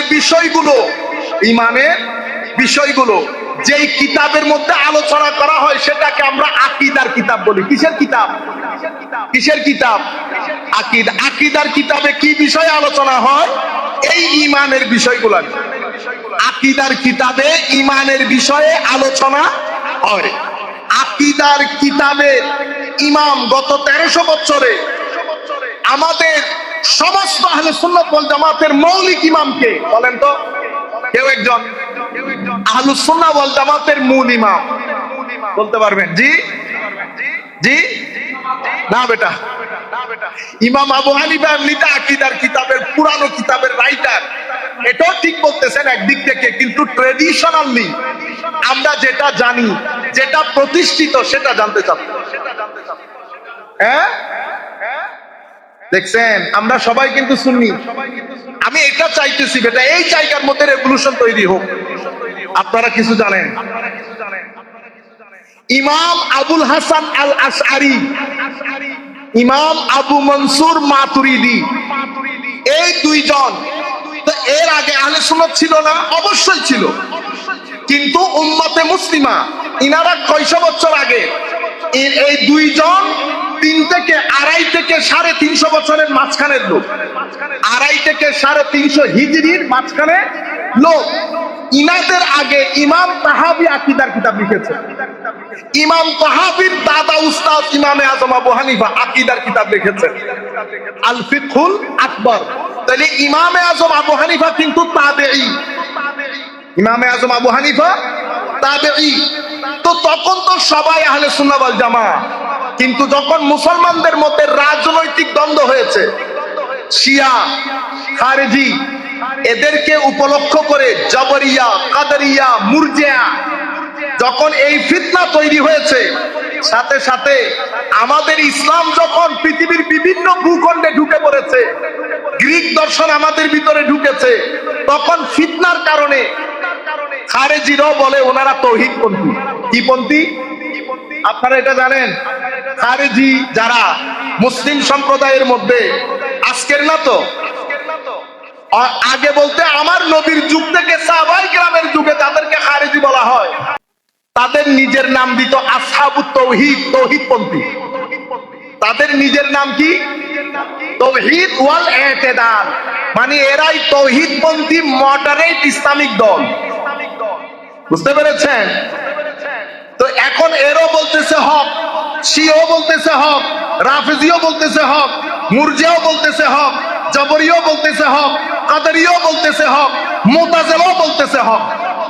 সেই সময় উম্মতে মুসলিমাকে বাঁচানোর জন্য, উম্মতে মুসলিমাকে বাঁচানোর জন্য যেন সমস্ত দলিল আদিল্লাগুলোকে একসাথে করে মেইন স্ট্রিম মুসলমানের আকীদা বাঁচানো হয়, সেই কারণে আবুল হাসান আশআরীকে স্বপ্ন যুগে আমার নবী বলেছেন, হাসান আমার দ্বীনের জন্য কিছু একটা করো। 3বার উনি এই স্বপ্ন দেখেছেন। এই স্বপ্ন দেখার পরে বাকি ঘটনা আমি আর ডিটেইল বলছি না, এগুলো আকীদার ছাত্র হলে আলাদা বিষয়, কিন্তু এতটুকু তো আপনাদেরকে জানতে হবে। সুন্নি হয়ে আমি যদি সুন্নির ইমাম না জানি তাইলে গন্ডগোল হয়ে গেছে না? আপনি যদি বলেন 100 বছর আগে, তো ওনারা বলবে ও আপনার স্টোরি তো তাইলে 100 বছরের, ঠিক বলবে না? তা আপনি কোথাও যেতে পারবেন? সুতরাং এই হিস্ট্রি গুলো আপনাকে জানতে হবে। এগুলো ওয়াজ মাহফিলের মধ্যে বলা যায় না। ওয়াজ মাহফিলের মধ্যে এমনি এমনি করতে হয়, ঠিক কিনা বলেন এগুলা বলতে হয়, 2-4টা রাজনৈতিক আলাপ করতে হয়, আরেকজনকে গুতা মারতে হয়। আপনারাও খুশি হয়ে যান, দেখছেনই তো হুজুরে কি গরম বক্তব্য দিচ্ছে। আমি চাইতেছি, আমি অনেক দূর থেকে অনেক কষ্ট করে আসছি, কালকে রাতে ঘুমাই নাই। আমার এই মেসেজ গুলো তরুণ 10টা ছেলে যদি বুঝে শিখে, এরা আমার মুবাল্লিগ, এরা তাবলীগ করবে। তাইলে আমি আপনাদেরকে যেটা বলছিলাম, ইমাম আশআরী রাদিয়াল্লাহু তাআলা আনহু, তখন উনি যেই শিক্ষকের ছাত্র ছিলেন সেই শিক্ষক ছিল মুতাজিলা। অনেক লম্বা কাহিনী, আমি ওদিকে না যাই। উনি শেষ স্বপ্ন দেখার পরে উস্তাদকে একটা প্রশ্ন করার পরে উস্তাদ যখন উত্তর দিতে পারে নাই, উনি সেই তারিখে বাগদাদের জমিনে নিজের পাঞ্জাবি খুলে বলেছে, আজকে আমি আমার ওই উস্তাদের সাথে আর নাই, তওবা করলাম। কি করলাম? তওবা করলাম। বাগদাদের জমিনে আশআরীকে তুলে দিয়েছেন আমার নবীর ইশারা, আর সমরকন্দের জমিনে আবু মনসুর মাতুরিদিকে তুলে দিয়েছেন। অথচ দুইজনের মধ্যে সাক্ষাৎ হয় নাই, কিন্তু যা আশআরী বলেছেন তা মাতুরিদি বলেছেন, যা আশআরী বলেছেন তা মনে হবে দুইজনের মধ্যে সাক্ষাৎ হয়েছে, কিন্তু সাক্ষাৎ হয় নাই। এই দুইজন আমাদের আহলুস সুন্নাহ ওয়াল জামাতের ইমাম, শাফিঈ, হাম্বলি এবং মালিকি। এই তিনজনের মধ্যে আশআরীর আকায়েদের সংখ্যা বেশি। আর আমরা যারা হানাফি মাযহাব অনুসরণ করি, আকীদার ক্ষেত্রে আমরা ইমাম মাতুরিদিকে ইমাম মনে করি, কিন্তু ইমাম আশআরীও আমাদের ইমাম। তো এই মুহাদ্দিসদের জগতের মধ্যে যেমন হিস্টরি আছে, ফিকহের মধ্যে যেমন হিস্টরি আছে, আকীদার মধ্যেও সেরকম হিস্টরি আছে। আকীদার শত শত কিতাব রচিত হয়েছে।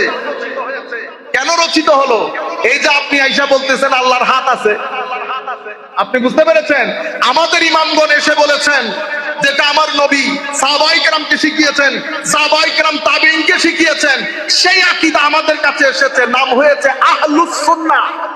মানে এখানে আমার নবীর সুন্নতের তালিম ওয়াল জামাআহ, জামাতে সাহাবীর তালিম যেই জায়গায় পাবেন সেটার নাম আহলুস সুন্নতে ওয়াল।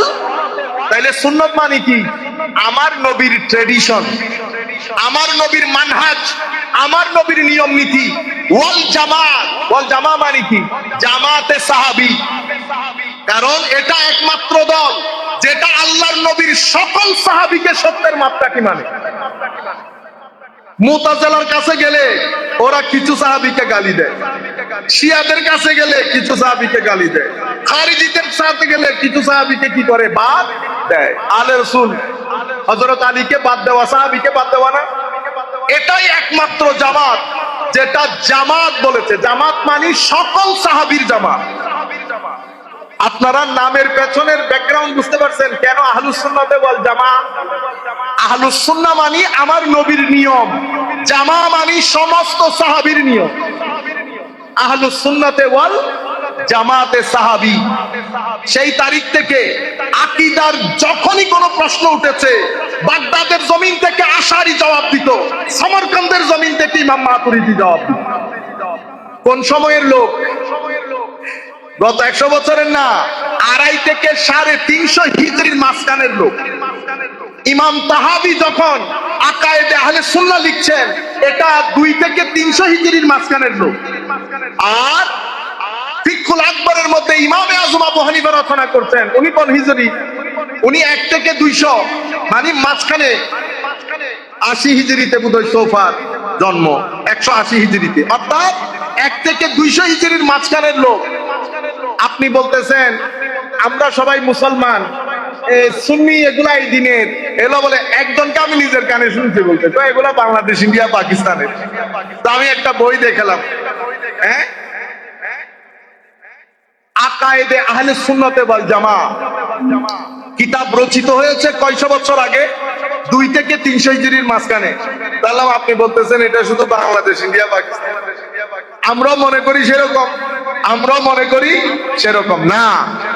আপনি যদি আপনার ইমাম ঐতিহ্য না জানেন, তাহলে তো আপনি সাধারণ মানুষের সামনে দাঁড়াইতেও পারবেন না। তখন যেই জায়গা থেকে আকীদা বিষয়ে প্রশ্ন এসেছে, দার্শনিকরা দর্শন দিয়ে বলেছে, আমাদের ফেরকায়ে বাতেলা যারা, তারা বিভিন্ন প্রশ্নের উদ্ভব করেছে, আহলুস সুন্নাহ ওয়াল জামাত জবাব দিয়েছে। ইমাম আশআরীর পরে ইমাম আশআরীর ছাত্ররা এসেছে, ইমাম মাতুরিদির পরে মাতুরিদির ছাত্ররা এসেছে, অতঃপর তাদের ছাত্র। এটা আকায়েদের আলাদা একটা ধারাবাহিকতা। সেই ধারাবাহিকতার মধ্যে শত শত কিতাব রচিত হয়েছে। এখন বহির্বিশ্ব চাই আহলুস সুন্নাহ ওয়াল জামাত সম্পর্কে আপনাদেরকে কনফিউজ করার জন্য ছেলেদের ভিতরে ঢুকিয়ে দিয়েছে, তুমি সুন্নি বলিও না, তুমি মুসলমান। ছেলেরাও বলতেছ কথা তো ঠিক, আমি মুসলমান। কেন? কারণ তারা চায় সত্যিকার ইসলাম থেকে ছেলেরা সরে যাক। এখন সবাই বলতেছে আইফোন, সবাই ফোনের দোকান খুলছে, ফোনের টেলিফোনের দোকান, একটার চেয়ে একটা সুন্দর। কিভাবে বুঝবেন কোনটা আইফোন? আইফোন বুঝতে হবে না তো? যিনি আইফোনের দোকান খুলেছেন উনি উপরে লিখে দিয়েছেন আমারটা আইফোনের দোকান।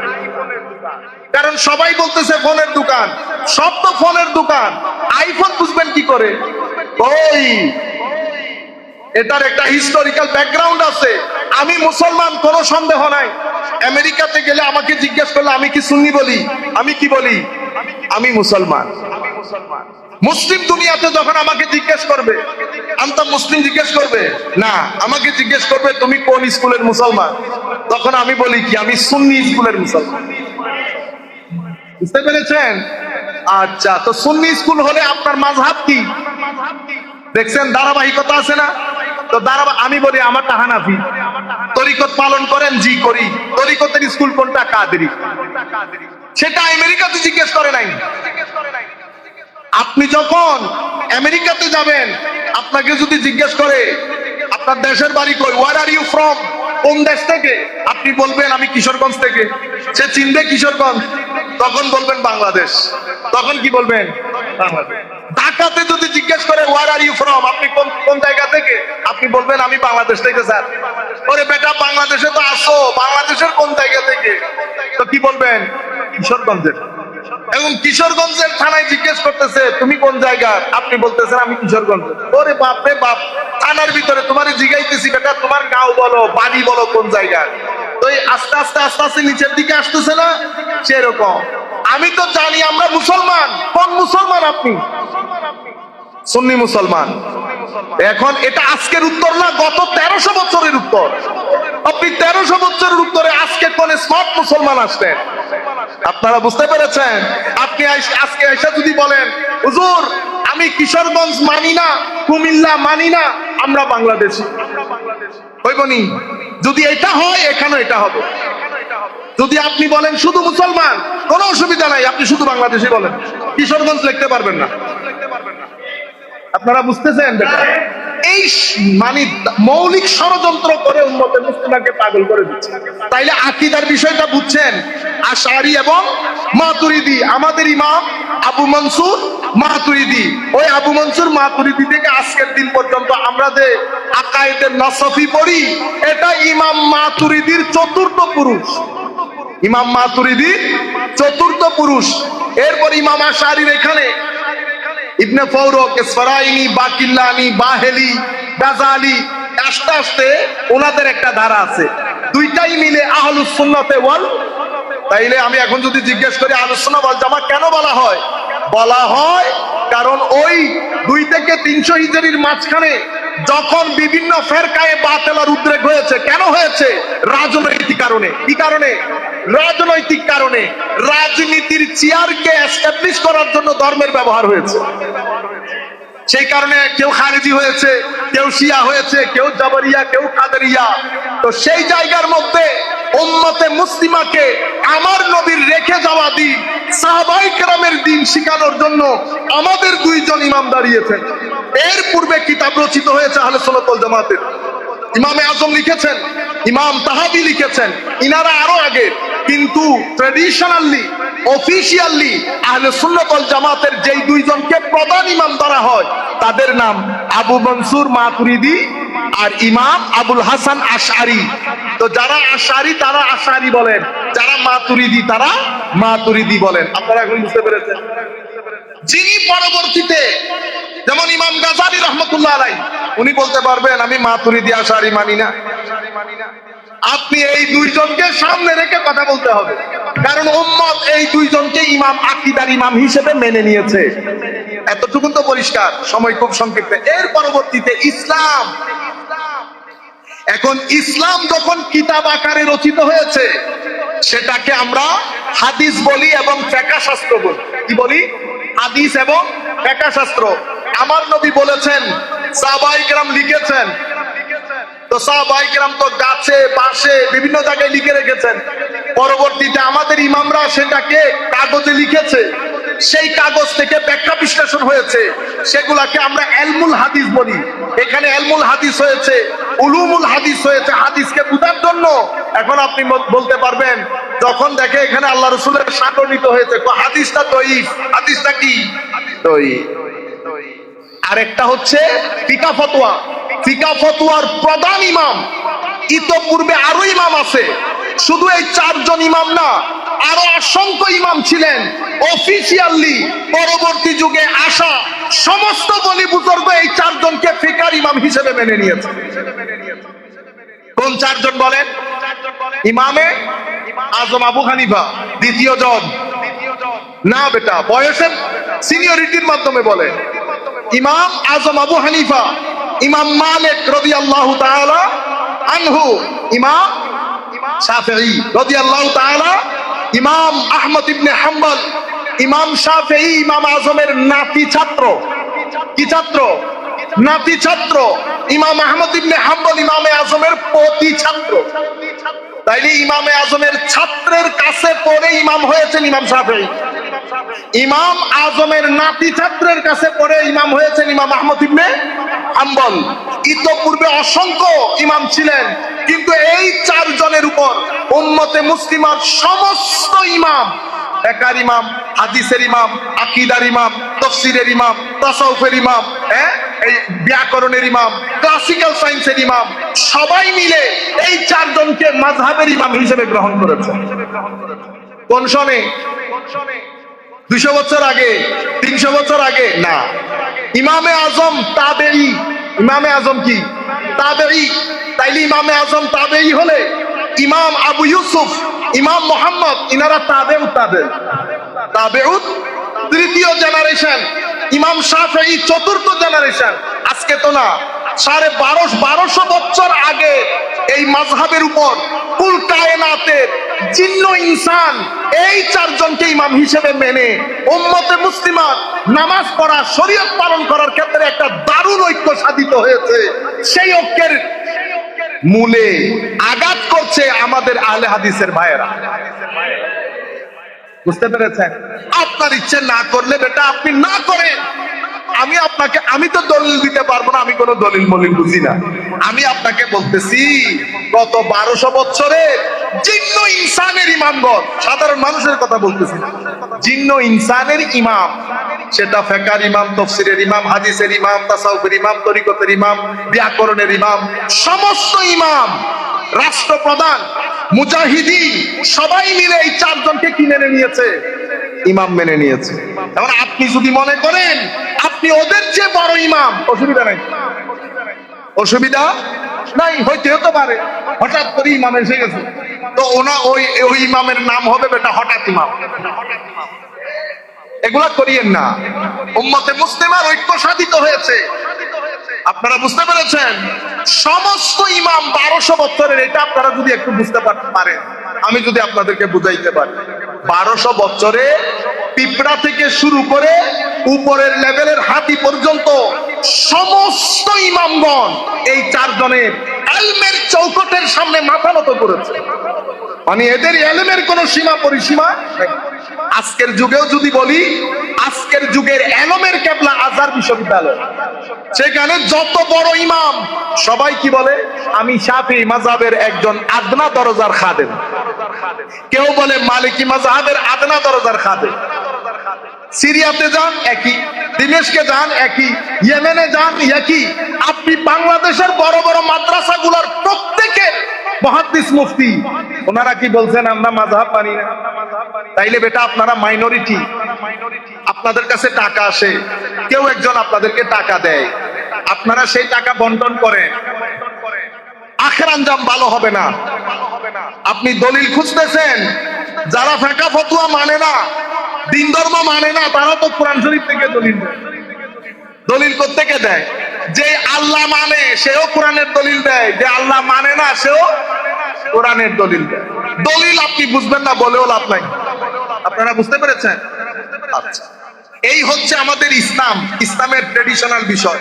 এতটুকুন আপনারা হিম্মতের সাথে, কনফিডেন্সের সাথে যদি বুঝতে পারেন, এটা যদি আন্দাজে, আপনারা কোনোদিন দলিলে যাবেন না। দলিল কেন? কি দলিল বুঝবেন আপনি? আমি ফার্মাসি খুলে দিলাম, সমস্ত ওষুধপত্র গুলো লাগলাম, আপনি বলতেছেন হুজুর আমার মায়ের ব্রেইন হ্যামারেজ হয়েছে, আমি যদি বলি যা ফার্মাসি থেকে ওষুধ নিয়ে আসেন, পারবেন? ওষুধ বের করতে পারবেন? কি লাগবে? আরে ফার্মাসিস্ট লাগবে তো। ফার্মাসিস্টকে যদি আপনি গিয়ে বলেন তুমি সরো, আমি কি ফার্মাসি কম বুঝি? এই কিতাব খুলে ফার্মাসির ওষুধ বের করতে করতে আম্মা জান ইন্না লিল্লাহ হয়ে যাবে। আপনারা বুঝতে পেরেছেন? আমাদের ভাইয়েরা না বুঝে দলিল দেয়, তো বুখারী শরীফের দলিল, মুসলিম শরীফ, বুখারী শরীফ আমি বুঝি না, দলিল দিব কোত্থেকে?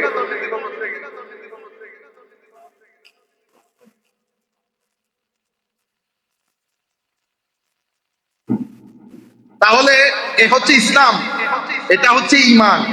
এর পরের অংশের নাম কি? ইহসান।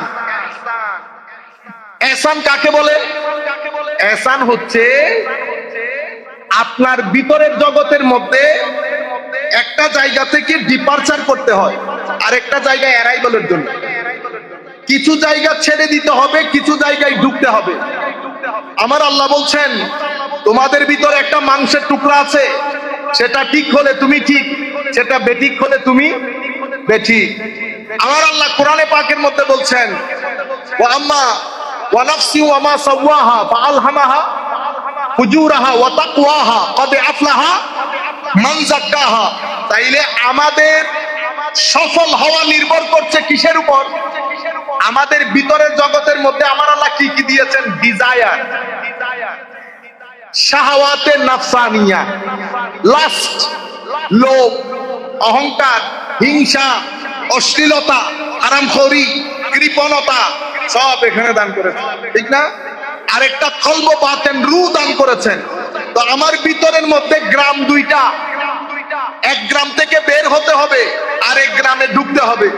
নফসের গ্রাম থেকে বের হয়ে কলবের গ্রামে যদি আমি ঢুকতে না পারি, নামাজ রোজা সহ আমাকে জাহান্নামে যেতে হবে। কেন? কারণ কোরআনে পাকের মধ্যে আমার আল্লাহ, হাদিসে পাকের মধ্যে রাসূলুল্লাহ সাল্লাল্লাহু আলাইহি ওয়াসাল্লাম বলেছেন যার ভিতরে এতটুকু অহংকার আছে সে জাহান্নামে যাবে। বলে নাই? তাইলে নামাজ আছে, আকীদা আছে, কিন্তু অহংকারের কারণে কোথায় যাইতে হচ্ছে? জাহান্নাম। আমার নামাজ আছে, আবার হিংসা আছে। আমার নবী হাদিসে পাকের মধ্যে বলেছেন আগুন যেমন কাঠ পুড়ে ফেলে, ঠিক সেভাবে হিংসা আপনার আমল পুড়ে ফেলে। তাইলে ইবাদত রিয়াজত করেছেন, হিংসা থেকে কেমনে বাঁচতে হয় সেটা শিখলেন না, তো হিংসা তো আপনার ইবাদতের পাহাড়ে আগুন লাগিয়ে দিয়েছে না? আয় হায়। ইমাম জালালউদ্দিন রুমি রাদিয়াল্লাহু তাআলা উনি কি বলেছেন? আমার চাচা দান এনে, দান শুকিয়ে সুন্দর করে বস্তার মধ্যে ঢুকিয়েছে, ঢুকিয়ে আমার চাচা বিয়ার বাড়িতে চলে গেছে। ইন্দুর আইসা বস্তার ভিতরে ঢুকছে, ঢুকে এই 10 কেজি চইলে 10 কেজি দানকে কত কেজি করছে? 2 কেজি। দেখতে সব দান, হাত যখন ঢুকাইছে দেখে কি? সুবা। তাইলে আমার এখানে কোরআনের, নামাজের, হজের, যাকাতের দানগুলা রেখেছি, এদিক থেকে অহংকারের চুয়া একটা আমার এই দানি জমিনের ভিতরে ঢুকছে। ঢুকা কোন সময় যে সে সব খাইয়া সরকার করে দিছে আমি তো জানিও না। আমি তো অহংকারের মধ্যে আছি, নামাজ আছে, রোজা আছে, হজ আছে, যাকাত আছে, আমারে মারে কে? কিন্তু ভিতর থেকে চিটেঙ্গা ভাষায় বলে খোলপল্লা করে দিছে। আপনারা বুঝতে পেরেছেন? তাইলে এহসান কাকে বলে? তো এহসান হচ্ছে আমার আল্লাহ আপনার ভিতরে যে রূহ দান করেছেন, যে কল্প দান করেছেন, সেই কল্পকে আমার আল্লাহ যেভাবে পিওর দান করেছেন, সেই পিওরিটিটাকে ধরে রেখে কলব বাতেনের মধ্যে নূরে ইলাহির বর্ষণ করার জন্য কলব বাতেনকে তৈরি করে, এটাকে এহসান বলে। কি বলে? এহসান বলে। সহজ কথাই বলতে গেলে, একদম সহজ কথায়, এহসান হচ্ছে সেই স্ট্যাটাস আপনার কলব বাতেনের, যে স্ট্যাটাসে গেলে মানুষের অন্তর থেকে অহংকার কমে এসেছে, হিংসা কমে এসেছে, অশ্লীলতা কমে এসেছে। এগুলো সব অন্ধকারের নাম। আয়নার মধ্যে এগুলা কি হয়ে গেছে? ধুলোবালি পড়ে গেছে, চেহারা নজরে আসে না। তখন আস্তে আস্তে মুছা শুরু করেছে, তখন চেহারা নজরে আসে। তো নূরের বারিশ যে ওখানে পড়ে, নূরের বারিশ, এই ধুলা মাইলার কারণে নূরটা আয়নার ভিতরে জমতেছে না। যখন এটা সরে যায়, নূর জমে, বন্দার কলব বাতেনের মধ্যে তাকওয়া প্রতিষ্ঠিত হয়। যখন তাকওয়া প্রতিষ্ঠিত হয়, তখন নামাজে দাঁড়ালে সেই তাকওয়া নূর হয়ে অন্ধকার দূর করে দিয়ে বান্দার আল্লাহর মাঝে একটা নূরানি কানেকশন তৈরি করে। এটাকে কি বলে?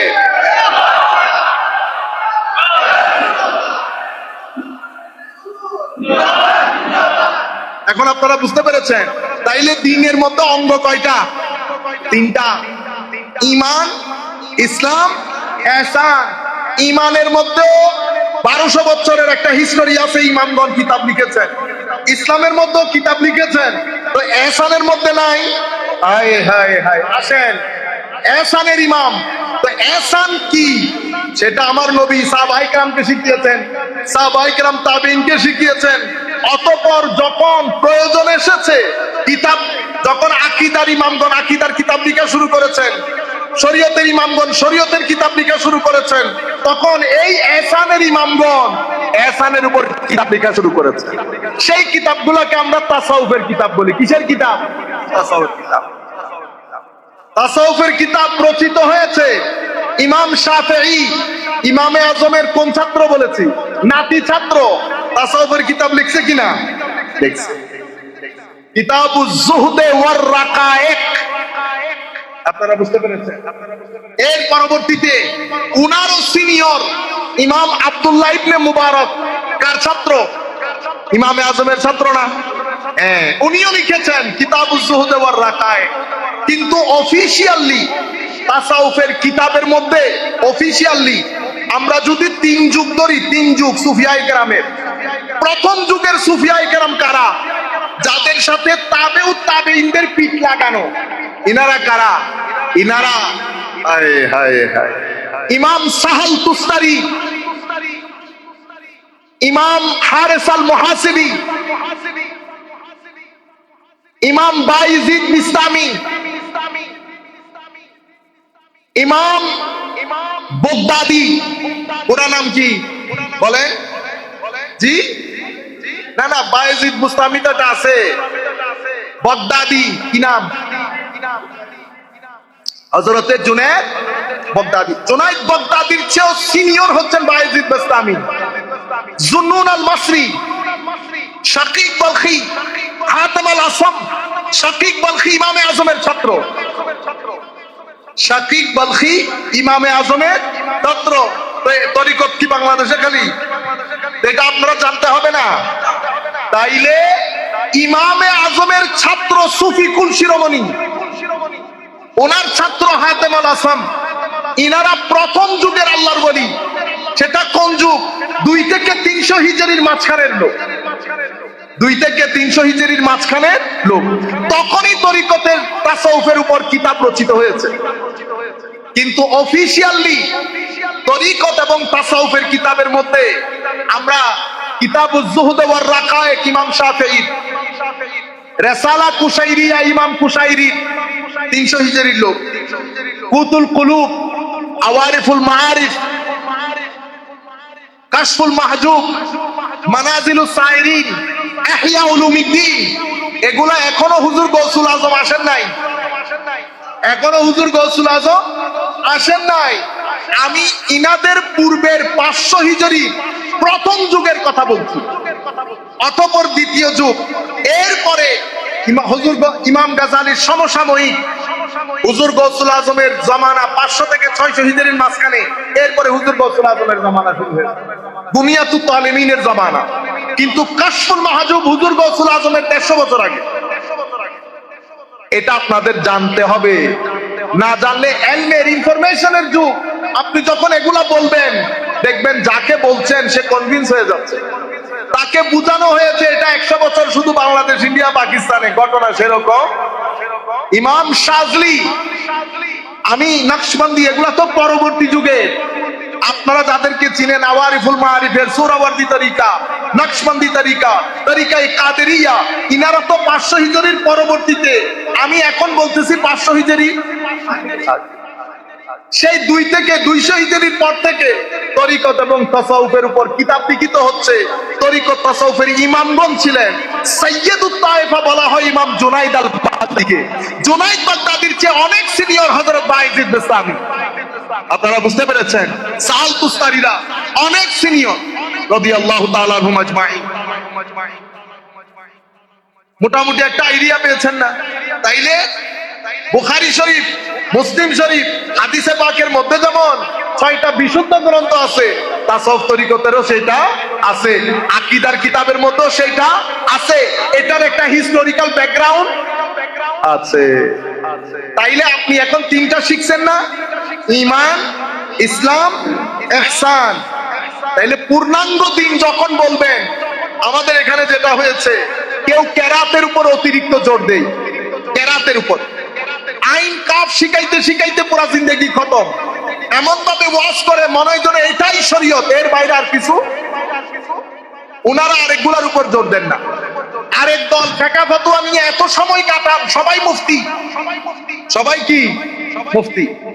উনারা মনে করেন এখানেই দিন, বাকিগুলা ছেড়ে দিয়েছে। আরেক দল শুধু তরিকত তাসাউফের উপর জোর দেয়, কেরাতেরও নাই, শরীয়তেরও নাই। ইয়া আইয়ুহাল্লাযীনা আমানু দুখুলু ফিস সিলমে কাফা, হয় নাই। হবে কখন? যখন ঈমান, ইসলাম, ইহসান এই 3টা জিনিসকে নিয়ে সমানভাবে দ্বীনের ভিতরে ঢুকবেন, তখন ইয়া আইয়ুহাল্লাযীনা আমানু দুখুলু ফিস সিলমে কাফা, পূর্ণাঙ্গ দ্বীন হবে তখন। আপনি যদি তরিকত বাদ দেন, পূর্ণাঙ্গ হবে না। শরীয়ত বাদ দেন, মাযহাব বাদ দেন, পূর্ণাঙ্গ হবে না। কেরাত বাদ দেন, পূর্ণাঙ্গ হবে না। পূর্ণাঙ্গ দিন হবে যখন এই 3টা জিনিস একসাথে থাকবে। শরীয়তও আছে, কেরাতও আছে, নামাজ দোয়া আছে, অহংকারও আছে। ইবাদত কোন কাজে আসতেছে? কোন কাজে আসতেছে না। কারণ আমার নবী বলছেন, যার ভিতরে বিন্দু পরিমাণ অহংকার আছে সে জাহান্নামে যাবে। যার ভিতরে বিন্দু পরিমাণ হিংসা আছে, তার আমল হিংসা জ্বালিয়ে ফেলবে। তাহলে আপনাকে জানতে হবে না হিংসা থেকে মুক্তি লাভ কেমনে করে, অহংকার থেকে মুক্তি লাভ কেমন করে, অহংকার বলে কাকে, অহংকার থাকলে কি কি জিনিস দিয়ে অহংকার বোঝা যায়, হিংসা কাকে বলে, হিংসা কিভাবে বোঝা যায়। কারণ যার ভিতরে হিংসা আছে সে কোনোদিন বলবে আমার ভিতরে হিংসা আছে, কোনোদিন বলবে। যার ভিতরে অহংকার আছে সে কোনোদিন বলবে না আমার ভিতরে অহংকার আছে। সে দেখাবে আমাদের মতো আর কি, সে দেখাবে পৃথিবীর সবচেয়ে বড় বুজুর্গ। কিন্তু ইমাম গাজালি 10টা আলামত বলেছেন, ওই 10 আলামতের কোন একটা পাওয়া গেলে আপনি কি হিংসুক, তো ওই আলামতের 4টা 5টা তো আমার ভিতরেও আছে। সুতরাং আমরা আল্লাহর দরবারে কি দেখাবো? আল্লাহ আপনি মাফ করে দিলে মাফ, একটাই ফেললে যাওয়ার কোনো উপায় নাই। কিন্তু আমি পারি না পারি, ইমানের অঙ্গ কিন্তু 3টা, ইমানের অঙ্গ 3টা। এখন আপনি যদি বলেন আমি এটা মানি, তরিকত তাসাউফ মানি না, আপনার বিষয়। আপনি যদি বলেন বাংলাদেশ মানি, কিশোরগঞ্জ মানি না, আপনার বিষয়। আপনারা বুঝতে পারতেছেন? বাংলাদেশ মানি, কিশোরগঞ্জ মানি না, মানে আমি বাংলাদেশি, আমি কিশোরগঞ্জ বুঝি না, চিটাঙ্গও বুঝি না, সিলেটও বুঝি না। তা আপনাকে 2 অবস্থা থেকে এক অবস্থা মেনে নিতে হবে। হয় মানসিক যন্ত্রণায় আছেন, বুঝতে পেরেছেন, অথবা কোন জায়গা থেকে টাকা খেয়ে বিদ্রোহ ঘোষণা করতেছে। 2 অবস্থা থেকে খালি। আপনারা বুঝতে পেরেছেন বিষয়টা? এই 3টা জিনিস আমি চাইতেছি, আমি আবার শর্টকাট করে আপনাদেরকে বলবো, ফার্স্ট ক্লাস হয়ে যাক, মুখস্থ করে ফেলবেন। এবং এলমি জিনিস, অতিরিক্ত ওয়াজ কালামের আয়োজন করিয়েন না। ওয়াজ কালাম করার আগে চিন্তা করবেন এখান থেকে আমার বেনিফিট কি। আপনি আমাকে এত টাকা দিয়ে কেন আনবেন? আপনারা বুঝতে পারতেছেন? লাখ টাকা দিয়ে মজলিস সাজান, কোনদিন চিন্তা করে দেখছেন এই মজলিস থেকে আপনি পাইছেন? সমস্ত এলাকার লোক মিলে টাকা তুলে স্কুল করেন, ইসলামিক স্কুল করেন, মাদ্রাসা করেন, স্মার্ট মাদ্রাসা। বুঝতে পেরেছেন? আপনাদের কিশোরগঞ্জের মধ্যে ইন্টারন্যাশনাল দুনিয়া ত্রিমুখী হামলা করছে আপনার উপরে। এক হামলাতে আকীদা নষ্ট, এক হামলাতে আখলাক নষ্ট, আরেক হামলাতে আপনি সুদ ঘুষ হচ্ছেন না, সুদ ঘুষ। এনজিও গুলো আপনাকে টাকা দিয়ে দিয়ে আমাদের ধানি জমিনগুলো অধিগ্রহণ করছে না, করতেছে কিনা?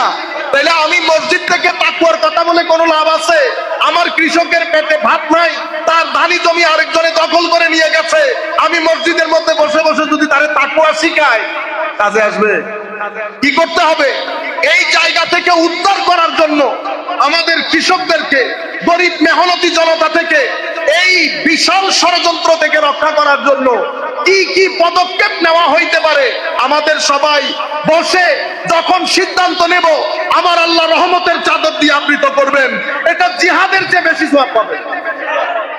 মৌলিক কাজ করেন, এমন কিছু করেন আমাদের ছেলেপুলেরা ফাইন্যান্সিয়ালি, অর্থনৈতিক ভাবে তারা একটা আশ্রয় খুঁজে পাবে। পকেটে 10 টাকা নাই, সে দিনের কাজ কিভাবে করবে? পারবেন? এগুলা খুঁজে বের করেন। যেহেতু আমরা কোনো কাজ করি না, যেই ব্রেইনে কোনো কাজ নাই, সেই ব্রেইনে সকাল সন্ধ্যা শয়তান ওয়াসওয়াসা ডালে। আপনি অতিমাত্রায় ফেসবুকে কাজ করতে পারতেছেন কারণ আপনার হাতে কাজ নাই। আপনাদের এখানে এনজিও নাই? 7, 7, 5, 14 বুঝিয়ে আমাদের ধানি জমিনগুলো অধিগ্রহণ করছে না। তাইলে এখান থেকে বের করার জন্য, তরুণ প্রজন্মকে ফ্রাস্ট্রেশন থেকে বাঁচানোর জন্য কোন একটা ওয়ে আউট কি আমরা বের করতে পারবো না? আপনাদের এখানে আমাদের আহলুস সুন্নাহ ওয়াল জামাতের সাধারণ মুসলমানদের কাছ থেকে আমরা যদি 200 জনের কাছ থেকে 1 লাখ টাকা নেই, কয় লাখ টাকা হয়? অনেক একটা অ্যামাউন্ট হয়ে গেল না? সেই অ্যামাউন্টটা এমন জায়গায় কাজ করান, ফার্ম করেন, মাছের চাষ করেন, ছেলেদেরকে অর্থনৈতিক ভাবে সচ্ছল করেন। আপনারা যাদেরকে বাতিল বলেন, তারা এমন ভাবে অর্থনৈতিক সচ্ছলতা দান করেছে, তাদের কাজ এত দ্রুত গতিতে এগিয়ে যাচ্ছে। আপনাদের এলাকার কিছুদিনের মধ্যে 80% মসজিদ তাদের দখলে চলে যাবে। আপনি বসে বসে আমাদের বিরুদ্ধে একজনের বন্দুক তুলে ধরে নাই কেন? আমাদের ভিতরে আমাদের ওই ভাইদের ইনভেস্টমেন্ট আছে। আমাদের ভিতরে শুধু কাদেরই নাম লাগাইলে হবে না, কাদেরই নাম লাগাইলে, সেই জন্য আমি মাঝখানে একটা কথা বলেছি আপনাদেরকে, বাড়ি হিন্দু, বাড়িতে হিন্দু, মনে মুসলমান। শরীয়তের ইমামগণ বলছেন এই ব্যক্তি আল্লাহর দরবারে মুসলমান, মানুষের দরবারে কাফের। তুমি তারে মন্দিরে জ্বালাও, সমুদ্রে ভাসাও, আমার আল্লাহ ফেরেশতা দিয়ে তাকে কবরের ব্যবস্থা করবে, কারণ সে অন্তর থেকে মুসলমান, কোনো কারণে বলতে পারে নাই। আবার আমাদের ভিতরে কিছু লোক মুনাফিক, নামে কাদেরি, নামে কাদেরি। কেমনে বুঝবেন? যখন দেখবেন অনেক অনেক কথা তুলে আমাদের অগ্রযাত্রাকে রোধ করছে, তরুণ প্রজন্মকে ফ্রাস্ট্রেটেড করছে, বুঝতে হবে এদের পিছনে ইনভেস্টমেন্ট হয়েছে, এদের পিছনে ইনভেস্টমেন্ট হয়েছে। আমাদের সমস্যা হচ্ছে আমরা ফৌজুর, আমরা তো আসলে এই ভিডিও করি, সবার বক্তব্য দিতে হয়, বুঝতে পেরেছেন? এই কারণ আমরা তো নিউট্রাল থাকতে হয়। আমরা কি থাকতে হয়? নিউট্রাল। আসল সন্তানের পরিচয় ওইটা না। তো বাবার কোলে বসে মায়ের বিচার, মায়ের কোলে বসে বাবার বিচার। সম্মানিত উপস্থিতি, কাজেই ছেলেদেরকে ফ্রাস্ট্রেশন থেকে বাঁচাতে হবে। ব্যবসা করেন, একটা দোকান হলেও খুলেন, কর্জে হাসানা আমাদের ছেলেদেরকে, যাদের কাছে এক্সট্রা টাকা আছে 50,000 টাকা কর্জে হাসানা দেন। এমন একটা মুনাফিকের জামানায় এসেছি, টাকা নেওয়ার সময় আমরা কত কাকুতি মিনতি করি। টাকা দিয়ে গেলে ইন্না লিল্লাহি ওয়া ইন্না ইলাইহি ইন্না লিল্লাহ। আমাদের ইসলামের ব্যবসার জগতে রেভলিউশন তৈরি করার জন্য কোরআনে পাকের মধ্যে আল্লাহ বলেছেন, হাদিসে পাকের মধ্যে রাসূলুল্লাহ বলেছেন সাল্লাল্লাহু আলাইহি ওয়াসাল্লাম, কর্জে হাসানা দেওয়ার জন্য, কর্জে হাসানা দেওয়ার জন্য।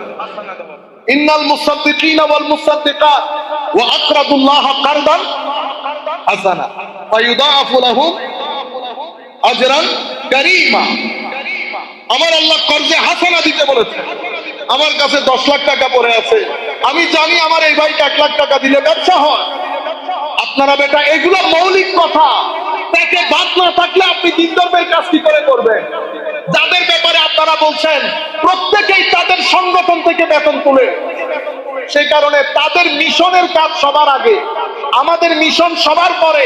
কারণ আমি আগে পেটের ভাত জোগাড় করতে হয়, এরপরে সময় যেটা থাকে সেটাতে আমরা দিনের কাজ করি। একজনে দিনের কাজ করে 1 ঘন্টা, আরেকজনে দিনের কাজ করে 12 ঘন্টা, কে আগায় যাবে? ও ভাই, আপনি মাত্র যাত্রা শুরু করেছেন, আপনি ঘাটে পৌঁছতে পৌঁছতে সে তো ঢাকায় পৌঁছে কাতার পৌঁছে গেছে। আপনারা বুঝতে পেরেছেন? আমরা আজকের কথা শুনে চলে যাই, আপনি বাসার মধ্যে গিয়ে ভাত খাবেন কিভাবে? এই জন্য আমার নবী সাল্লাল্লাহু আলাইহি ওয়াসাল্লাম সাহাবায়ে কেরামের মধ্যে ভ্রাতৃত্বের বন্ধনে তাদেরকে আবদ্ধ করে আমার নবী প্রথমে ফাইনান্সিয়াল ক্রাইসিসটা খতম করেছে। সাহাবায়ে কেরামের মধ্যে ফাইনান্সিয়াল ক্রাইসিস খতম করেছে। মদিনা শরীফ, মক্কা শরীফ থেকে যে সমস্ত সাহাবীরা এসেছেন, প্রত্যেক সাহাবীকে মদিনা শরীফের কোনো না কোনো সাহাবীর করে অ্যাকোমোডেট করে আগে ফাইনান্সিয়াল ক্রাইসিস আমার নবী খতম করেছেন। নতুবা সাহাবায়ে কেরাম কি মিশনের কাজ করতে পারবে? এনজিও গুলা এসে ছোট ছোট সামান্য টাকা দিয়ে পুরা এই এলাকার গরিব এলাকার মেহনতি গোষ্ঠী এলাকার জায়গা সম্পত্তি গুলা লাখে তুলতেছে। আমাদের কিছু করার নাই, অনেক কিছু করার আছে। ছেলেদেরকে নিয়ে বসেন, ব্রেইন খাটান, কি কি করা যায়। আপনি একবার বসবেন, 2 বার বসবেন, 3 বারের মধ্যে আমার আল্লাহ ইলম হিকমতের দরজা খুলে দেবেন। দেখবেন অনেক জিনিস বুঝে আসছে, কর্মে পরিণত করেন, টাকা পয়সা তুলে এটা আরেকটা ইনভেস্টমেন্ট হয়। আপনারা আপনাদের ছেলেদেরকে ফাইনান্সিয়ালি কাজে লাগান, নতুবা আগামী 10 বছর পরে আমাদের ছেলেদেরকে টর্চ লাইট নিয়ে ঘুরতে বের হতে হবে। আছে কি?